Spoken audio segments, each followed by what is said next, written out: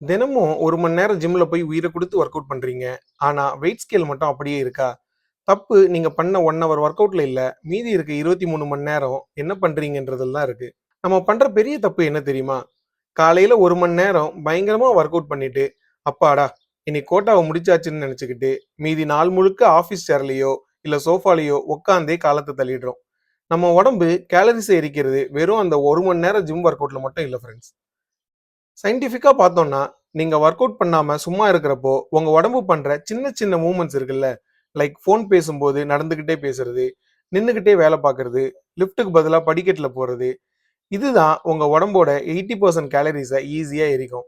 இதனால தான் சும்மா உட்கார்ந்தே இருக்கிறவங்கள விட, ஆக்டிவா இருக்கிறவங்களுக்கு வெயிட் சீக்கிரம் குறையுது. ஸோ, இனிமே வொர்க் அவுட் பண்றதோட நிறுத்தாம, நாள் முழுக்க சின்ன சின்ன விஷயங்கள்ல ஆக்டிவா இருங்க. வெயிட் லாஸ் தானா நடக்கும். உங்க ஜிம் பார்ட்னருக்கும், ஏன் வெயிட் குறையலன்னு புலம்புற உங்க ஃப்ரெண்டுக்கும் உடனே இத ஷேர் பண்ணுங்க. மறக்காம என்ன ஃபாலோ பண்ணிக்கோங்க.